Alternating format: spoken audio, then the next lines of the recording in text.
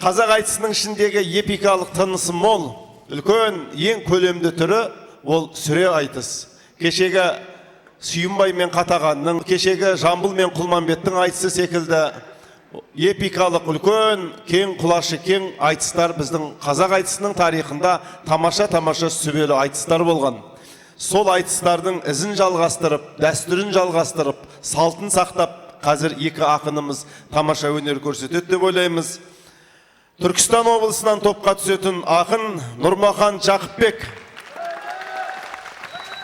Ақтөбе облысынан топқа түсетін ақын Нұрбол Жауынбаев.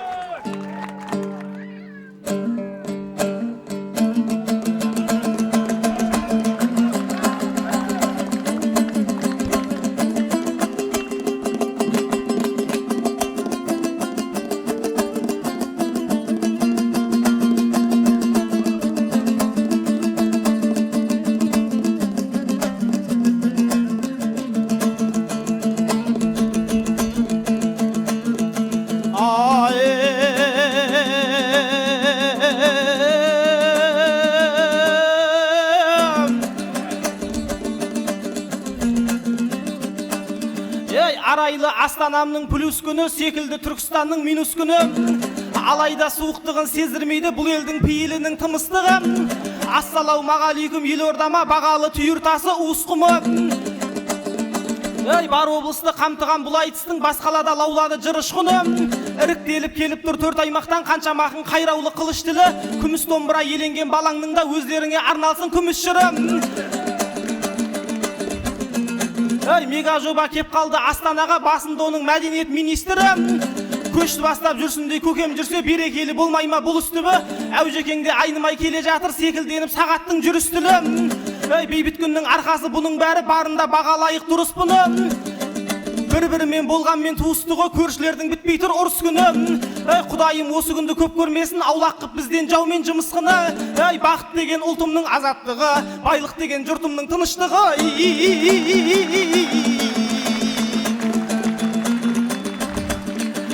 Жырласам жеңіс жайлы жіліктеп мен жүрегім жілік майдай жібіп кеткен. Ерлік елдік дастаны болғандықтан болмайда ұлы жеңіс ұмыт кеткен. Аталар сол соғыстан қайтпағасын көрмесем де көңілім суып кеткен.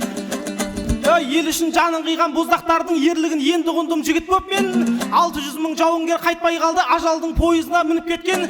Талайының табылмай сүйектері орыстың орманында шіріп кеткен. Қырда қой бағып жүрген қазақтарды 41 қойдай қылып қырып кеткен. Отанға адалдығы осы шығар жүр десе сөзге келмей жүріп кеткен. Көзсіз ерлік негізі солардікі, көбісі қайтпайтынын біліп кеткен. Қолындағы таяғын қару қылып қайнаған қан майданға кіріп кеткен.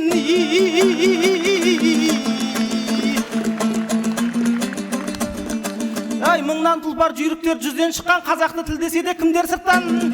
Екінші дүние жүзі соғысында даламнан небір батыр дүрлер шыққан. Бахадыр бабаларым салып кеткен бауыржандар баяғы ізбен шыққан. Қазақ дейтін даңқымыз сол соғыста Әлия мен Мәншүктей қызбен шыққан. Рейхстагқа ту тіккен Рахымжанда кәдімгі Тайтөбедей түзден шыққан. Не шықса да Шымкенттен шығады дейді, он күнәнің 9-ы тілден шыққан. Мысалы сол ұлы отан соғысында жауыңды жайратқан оқ кімнен шыққан. 10 күнәнің 9-ы тілден шықса, ал 10 оқтың 9-ы бізден шыққан.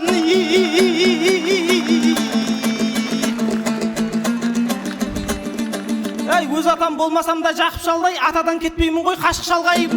Ассалаумағалейкум Нұрболаға кеп тұрған байтақ дала батыстан бай. Ақыраға майданға кіргеннен соң қолдағы қаруыңды сақ ұстанғай. Майдан демекші бұл кеше ғана әскерге барып келді ат ұстардай.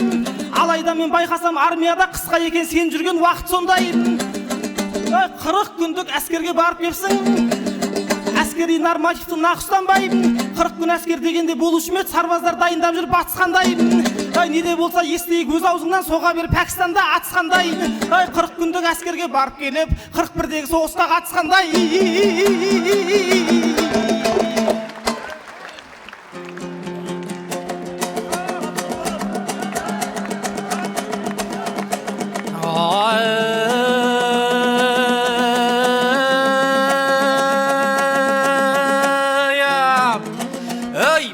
президенті болғаннан соң көрген елдің сәлеммен сөз бастауды жөн көргенмін. Ассалаумағалайкум айбарлы елім, дәл өзіңдей ақынға дем берген кім? Армысың Нұрмахандай ақ бауырым, бауырға таза менің көлден көңілім. Ерлікке арналған соң бүгінгі айтыс, өлеңді соғыс жайлы өрген болдың. 10 оғыңның 9-ы Шымкенттен шыққан деп керілген ай өргеудеңнің. Ендеше сен де бізді танығайсың, Ақтөбедей жау жүрек елден келдім. Қаһармандық жасаған қаршадай қыз, әлияны тудырған елден келдім. Қожабай жазғыптай батыр туған байғанин деген жазық белден келдім. Адырыс үргеншбай адам шыққан шалқар деген шалқыған көлден келдім. Малкеждар бүгін бай боп қан майданда фашистің төбесінен төнген менмін. Ешбайыптың ерлігін оқығанда бір өзін 10 сарбазбен тең көргенмін. Еркініп шүкір жайлы естіп өстіп, еркіндік бесігінде тербелгенмін. Абдолла Жанзақыпты білемісің, бір еді ел деп жанын бергендердің. Тізімін бүгін айтып тауыспаспын, отан үшін от кешіп өлгендердің. Қысқасы өлкесінен сәлем бердім, тарихқа ерлігімен енгендердің. Шымкенттен шығатын 9 оқты неміске дәл тигізген мергендердің.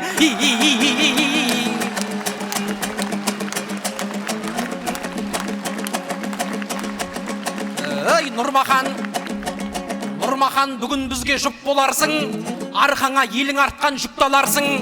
Шыға сала мақтадың Шымкентті, жарқын естіліп жұртқа даусың.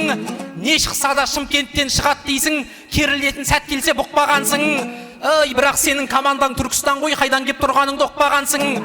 Шымкенттен Түркістан бөлек қазір, бауырым ақиқатқа тік қарарсың. Тіпті осы командалық айтыста да туларын бөлек-бөлек тік толаршын. Шымкент ұшты бірінші айналымнан, сайыста қарсыласты ұтпаған үшін. Сен Шымкенттен айтсар деп ойлап ем, қадамыңды сол жақта нықтағансың. Сонда өстің, сонда жұмыс істеп жүрсің, Шымқаладан қуаныш құтта барсың.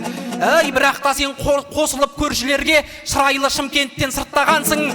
Тобында Бекарыстай арыстан бар, Дәуренмен Қажымұқандай барыстар бар, Түркістаннан шығуды құптағансың. Осылармен алысқа барам дедау, байқаймын пайдасына мықты адамсың. Не шықса да Шымкенттен шығады деп айтсаң қалай басыңды құтқарарсың. Не шықса да Шымкенттен шығар болса, өзің нағып Шымкенттен шықпағансың.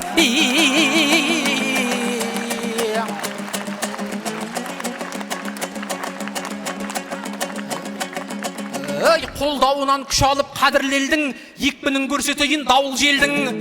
40 күндік әскерге бардың дейсің, ол рас наурыз барып сәуір келдім. Мен 40 күн болса да окоп қаздым, мен 40 күн болса да қару көрдім. Өзің тіпті соғанда бармадың ғой, әскерден қашып жүрсең нағыл дермін. Сарбаздардың міндеті отан қорғау, салмағы бұл міндеттің ауыр дермін. Ақындарда отанын қорғаушы деп сахнадан сенімді мәлімдермін. Тілімізді қорғайтын осы ақындар, дәл олардай халқының қамын жергім. Қазақша білмеуші едім айтыс көріп, тілді үйрендім дегеннің санын көрдім. Ұлттық бейнеңді де қорғайдағын, шапан мен бөрік киген сәнін көргін. Ұлттық мұраңды да қорғайдағын, қорлығына төздірмей әр үргеннің. Домбыраны ұшаққа кіргізің деп парламентте кім айтты бәрін көрдің. Қос шек аспабымды қорғаштаған Аманжол мен Ринаттай қадірмендім. 8-ші сыныпта қатарына қосылдым айтыс дейтін қалың қолдың. Генерал Ермановта қасын алды, Нұрболжан бірісің деп дарын дердің. Содан бері қатысып сан айтысқа, жұртыма жырым менен жалын бердім. Офицер Әлтаевтың бұйрығымен тағы келдім батасын алу келдің. 40 күнмен шектеме қызметімді, іздесең табылады тәуір белгім. Бала күннен мәдениет майданында борышын өтеп жүрген жауынгермін.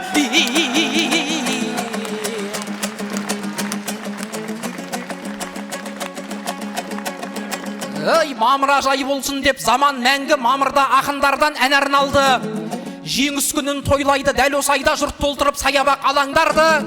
Соғыстың ортасында жүргендер деп солдаттарға арнаймыз хабарларды. Бірақ көп еленбейтін бір қауым бар, көңілім менің соған алаңдаулы.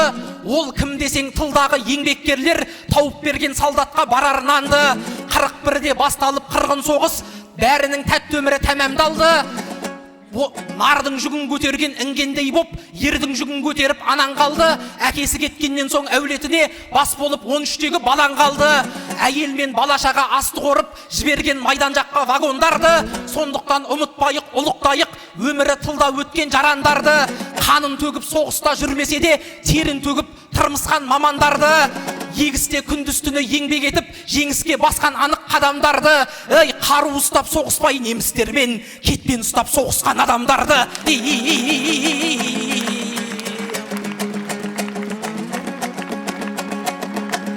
Нұрмахан серттеріңе бекемсіңдер, шақырса оңтүстіктен жетерсіңдер. Қазылар бұл айтыста әрбір өңір өз әнін, өз мақамын көтерсіңдер.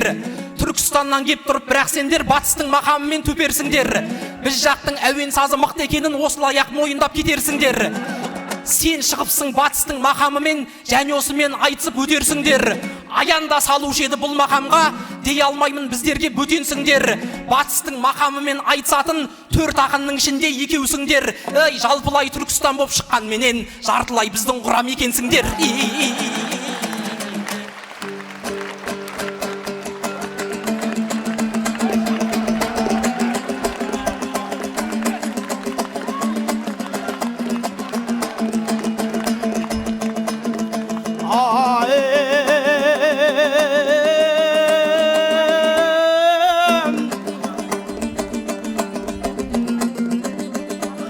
Тосып жатқан сарбаздай жолды көптен, сен бүгін келмепсің ғой оң ниетпен.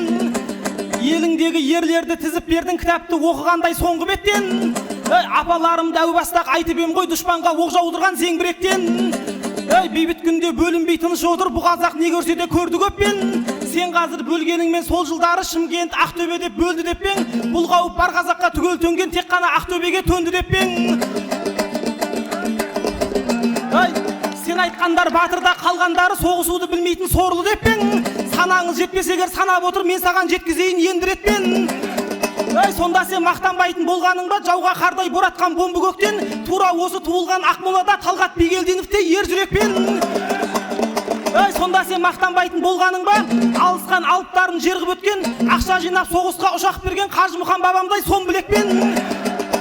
Сонда сен мақтанбайтын болғаның ба, өрлігін өлелгенше мөр қып өткен, ұлт үшін ұлтшылсың деп айыпталған момышұлы Бауыржандай өр жүрекпен. Қайда тастап кетесің қайсеніпті, ешкім жасай алмайтын ерлік еткен. Арқадан шыққан батыр әбдіріпше, жауына қырандай боп төнді көктен. Жау үстіне құлатып өз шағын, өлсе де қас дұшпанға қорлық өткен. Шығыстан шыққан батыр Шәкеніпше, оқпен оттың үстінен орғып өткен. Рахымжан Қошқарбаев қайда қалды, белінде жеңіс туын желбіреткен. Барлығын мен де жырлап біте алмаймын, ойлаймын осымен де болды деп мен. Сондықтан ел мен ерді алалама, солар біз бөлінсін деп өлді деп пен. Сен аттың, мен аттым деп не қыласың, 9 оқпен, 10 оқпен, 11 оқпен. 9 оқтың барлығын сендер атып, қалғаны жаным бекер берді деп пен. Жоқ әлде бағанағы бабаларым тоғайда тасатысып келді деп пен.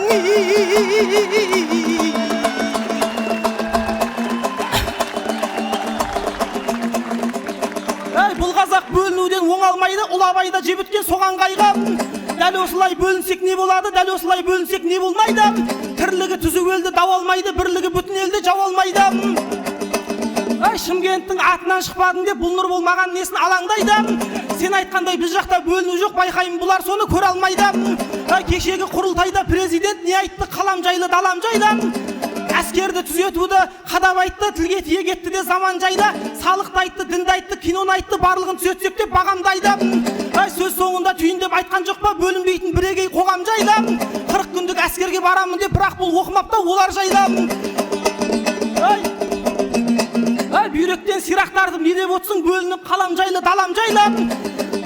Тыңда онда бұл қазақтың бел баласы ресми түрде саған хабарлайды. Түркістан Шымкентті бөлген емес, сондықтан айтпамаған сен ондайды. Түркінің басын қосқан Түркістаным, мен түгілі сен де бөле алмайды.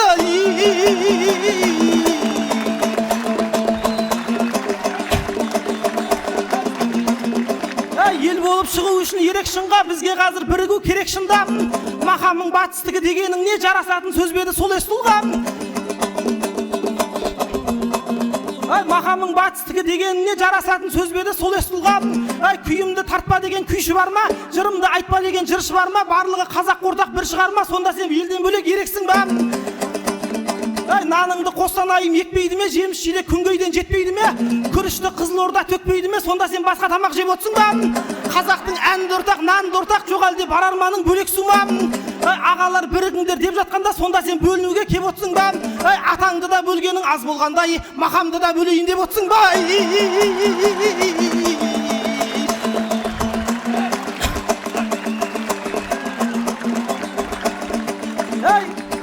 Ілік іздеп әуеннен ілігін кеп бет, білгін келсе айтайын білгін кеп бет.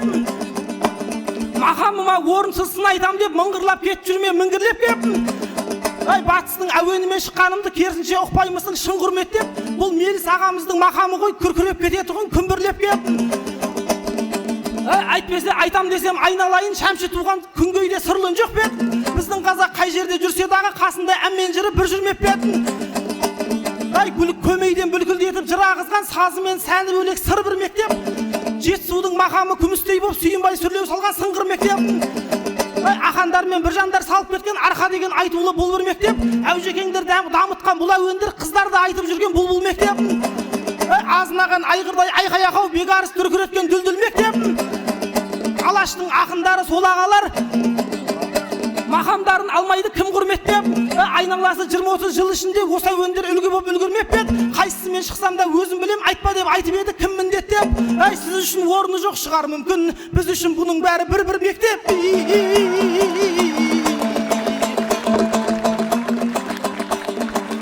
Тәп-тәуір дос едің ғой сырласқанға, немене көңіліңді кір басқан ба?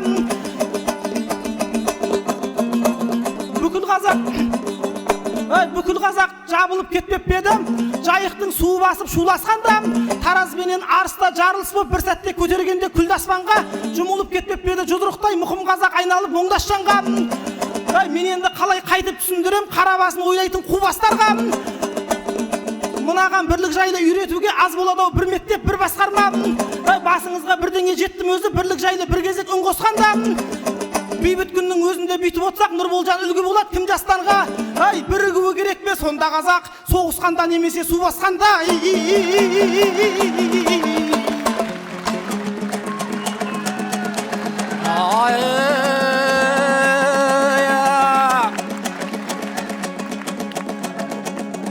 Ойфырмай оңтүстіктің ақылманы қуғыншыдан қашқандай қапылғаны. Ол рас су басқанда біздің қазақ бірікті бір-біріне жақындады. Қиындықта қолдаса бірін-бірі қанға сіңген тектілік жатырдағы. Тек қайғыда бас қоса аламыз ба дегендей таңдайыңыз тақылдады. Қайғы емес шаттықта да бас қосамыз, мұнымды есті жандар мақұлдады. Оның айқын дәлелі бүгінгі айтыс, ерлік пен елдігіміз хақындағы. Бас қосты алашымның әнші, күйші, жыршысы, термешісі ақындары. Бұл деген ұлттық өнер мерекесі, тыңдаушының қысылар тақымдары. Жан-жақтан жүйріктерге қиқу қосып, жұртымның шапалағы шатырлады. Нұрмахан осы емес пе қазағымның қуанышта бірігіп отырғаны. Өлеңнің қашаймын деп өрнектерін ордалы оңтүстіктен сен кеппедің. Айтып ем ақтөбелік батырларды, бөліндің деп бассалдың ол неткенің. Аталарды айтқанға айыптайсың, қағбасын бұзған жандай мен меккенің. Балалар білсін дедім батырларды, ел жаттап жүрсін дедім еңбектерін. Ал енді бөлінуге келер болсақ, шығасап байқалмап бет кері кеткенің. 10 оқтың 9-ын біз шығардық деп, әуелі Шымкент өзің бөлмеп бедің. Ақтөбе ешкімді де алаламас, отан үшін төгілсе көл боп терің. Талғат Бигелдиновты айтып өттің, Ақмолада туылған ертепкерім. Ақтөбеде әскери институт бар, ел сонда оқытады ер жеткенін. Институтқа Әлия апам емес, Бигелдиновтың атын бермеп бедім. Ақтөбеде туылған батыр емес, Ақмоланың перзентін төрлеттелім. Содан біл пейілімнің дархандығын, содан ақ көңілімнің көргөктемін. Түркістанда біздерге бөтен емес, сөзіңнің түзетейін кем кеткенін. Нұрмахан алдыңғы жыл Ақтөбенің аламан айтысына келмеп бедің. Түркістан көшесімен серуендеп, Яссауи кешеніне енбеп бедің. Өз елімде жүргендей боп қалдым деп, бұл жайға көңіліңді бөлмеп бедің. Шақарым жарқыратып салық қойған, Шәмшінің ескерткішін көрмеп бедің. Тұлпарға шабу үшін дүбір керек, ақынға шабу үшін шуыл керек. Батыстың Батыстың мақамымен шықтың десем, бауырым мәселе ғой мұның бөлек. Отан ортақ дегенге қосылсам да, мақам ортақ дегенге сыным көп еді. Өнердің бәсекесі болғандықтан, өз әнің, өз мақамың жырың керек. Аман жолдай ағаны айтып өттің, ескеріп айтыстағы үнін бөлек. Ол арқаның мектебін сақтаған жан, сал серінің әуені сұлу келеді. Жетісудың сазынан жаңылмаған, Оразым Құлманбетке құлым боп еді. Меліс салған батыстың мақамының негізі Абыл Ақтан нұрым боп еді. Біздікі қандай ғасыр білмейді екем, айтыста алтын ғасыр бұрын боп еді. Радиодан тыңдағанда мақамнан ақ қай ақын екендігі білінген еді. Әуені бір-бірінен айнымайтын сізбен бізді таниды бүгін не деп, сондықтан пікірімнен айнымаймын, әркім өз мақамымен шығу керек. Ей, мақам түгіл шапаннан ауылыңдағы жусанның иіс аңқып тұру керек.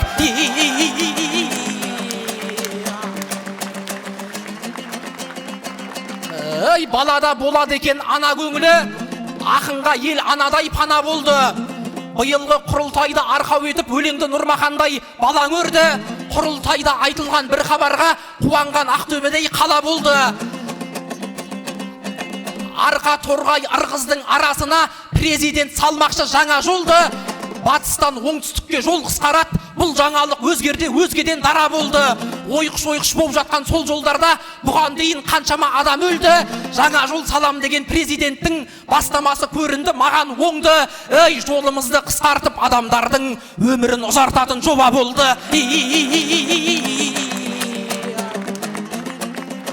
Ей, әңгіме құрылтайдан тарағанда тақырыпқа бұрылып барам онда. Президент психолог коучтарды сынағанын жеткізді хабар арна. Өзі білмес нәрсені үйрететін сын айтты сырт кейпі даналарға. Рас қазір қоғамда көп ондайлар, оларға қолданатын шара бар ма? Өздері әлі ана болмағандар ақыл кеңес айтады аналарға. Баюдың жолын жұртқа үйретеді, қарыз болып жүргендер әр адамға. Өзі білмес нәрсені үйрететін пысықтар көп осынау заманамда. Ей, тіпті біздің Нұрмахан Шымкентте айтыстан сабақ береді балаларға.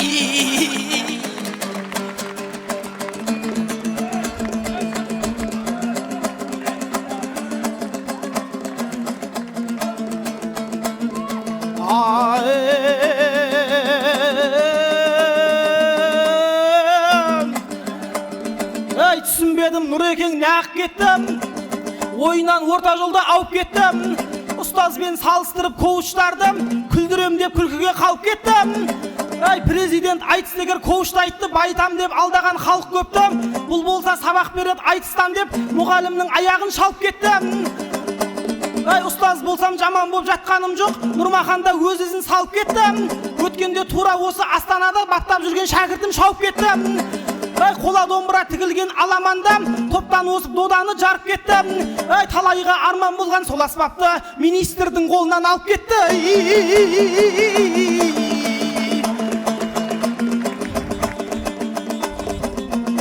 Қаламаймын бурадай бақыруды, қалаймын тек шабытты шақыруды. Мақамыңды қызғанып қоймадың ғой, тыңдарманға кетіріп татымыңды. Арқаның мақамымен айтсатын, көрмейсің бе аруына ақыныңды. Айнұрдың мақамымен айтсатын, арай менен жұлдыздың атығынды. Сен болсаң батыспенен айтпағын деп жатқылып отырсын ғой жақыныңды. Ақылың көп болса егер айналайын, соларға айтпайсың ба ақылыңды.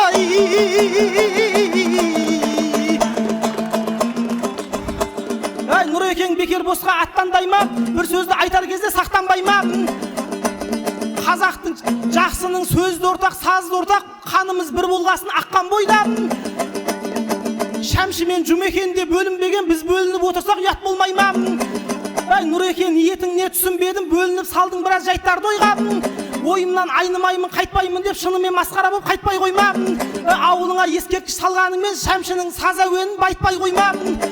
Бәрібір туған жері бөлек қой деп бір күні әнұранды айтпай қойма.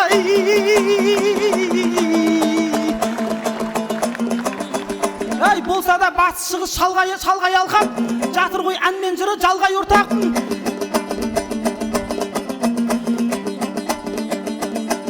Әр айтыста әр түрлі әнмен шығам, ән салынған қазақтың таңдай ортақ. Ақам мен Біржанның да әнін айтам, бабалар ғой қазаққа таудай ортақ.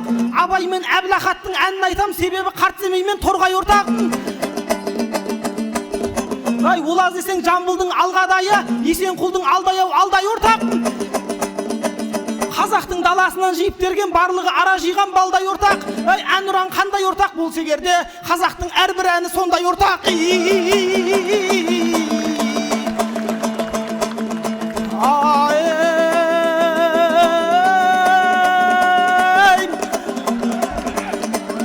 Ай, көрерменге бұрылып, көрсетіп елге ірілік, тамамдайық айтысты, қолдасаң қолды бір ұрып. Ай, қошаман бол осымен, қазақтай қайсар батыр ел, аңқаулығы соншалық кей кездері көретін ұрыны да ұлығып, тархандығы соншалық бір өзіне сиятын 130-ға жуық ұлт. Ай, сөз соңында айтарым, қай құрамға енсекте, қандай құрмет көрсекте, айырылмайық бірліктен бейбіт күннің буырып, өйткені өзің көргендей зеңбірегін арқалап, көршілер жүр қырылып, жанған оттың жалыны, қара жердің апшысын қоетіндей қуырып, топырағын аспанға топалаңғып суырып. Ай, бұндай сәтте ағайын, не істесек те біздерге істеу керек бірігіп, әйтпесе келмейді Ахмет қайта туылып, Әлихан қайта тіріліп. Ай, бәрін айтта бірін айт, тойда ғана кездесіп ақындарың жүрейік. Ай, шапағатыңа шаттанып, махаббатыңа жылынып.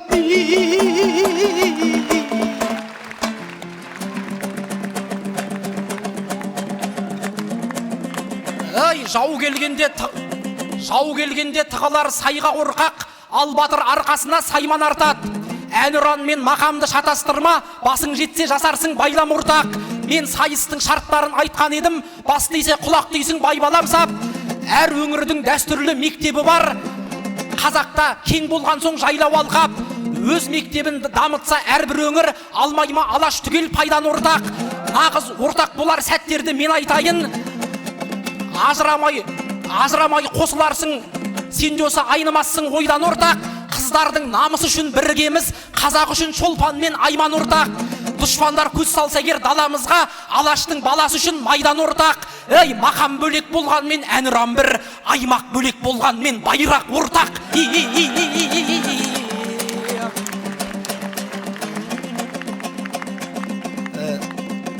Ей, Нұрмахан жырын Кәусар бұлақ еткен, бірақ асып сөйлейді-ау тым әдептен. Көпіріп көп сөйлейсің екен және, ішің толық қалған-ау сірә көптен. Айтыста көп сөз емес дөп сөзі тар, жөн болар тізгін тартып шыдам еткен. Ағайын қысқа нұсқа жыр құраймын, шұбыртып отырса отса да бұл мына беттен. Ей, біздікі батырлардың стилі ғой, сұлатып салатығын бір-ақ оқпен. Ей, жалындап көрінбесең жас шағыңда, жалт етер жалған өмір қасқағымда.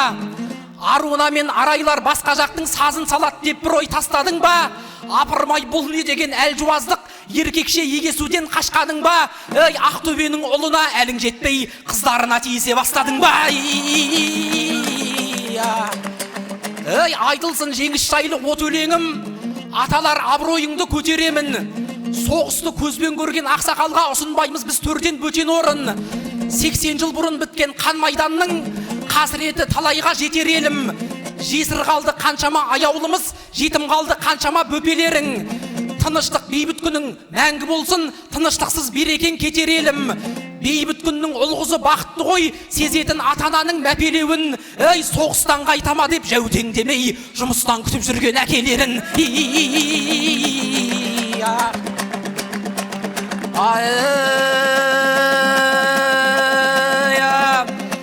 Ей, бек арыс бастап бір қолды, мараған бастап бір қолды, жекпе-жекке шығарды Нұрмахан менен Нұр болды.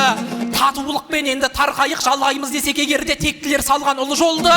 Ей, Астананың төрінде айтыстар өтті түрліңді, әуелеп әнмен күйіміз тұғырға терме жыр қонды. Ей, жеңістің тойы төленер, жеңіске жеткен күн болды.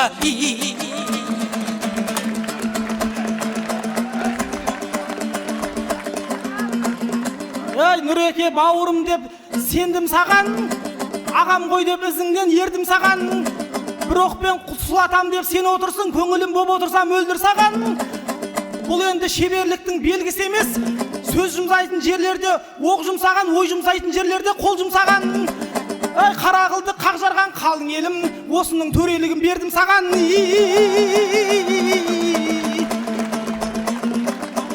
Ақиқатты айтайық аңызды ғой, ақын деген қашанда ауызды ғой. Бұлар жаңа кірерде шоу қып едім, жақсылап дайындалған тәрізді ғой. Бірақ біз оған бола мұңаймаймыз, қолдайтын көрерменнің жан ізгі ғой. Ай, сахнаға қалай кірген маңызды емес, сахнадан қалай шыққан маңызды ғой. Қошемет.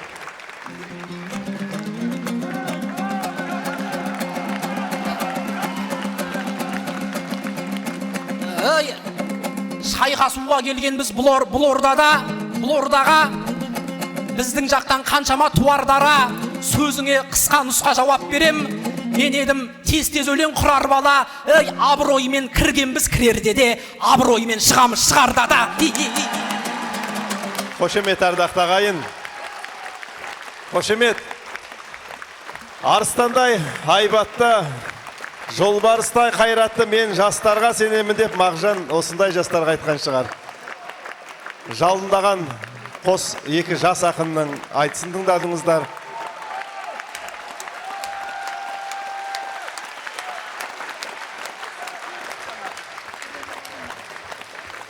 Ал қазылар алқасы бұл айтысты бастаған әр жағында отырған Түркістаннан келген ақын ініміз Нұрмахан Жақыпбектің ұпайын беріңіздер.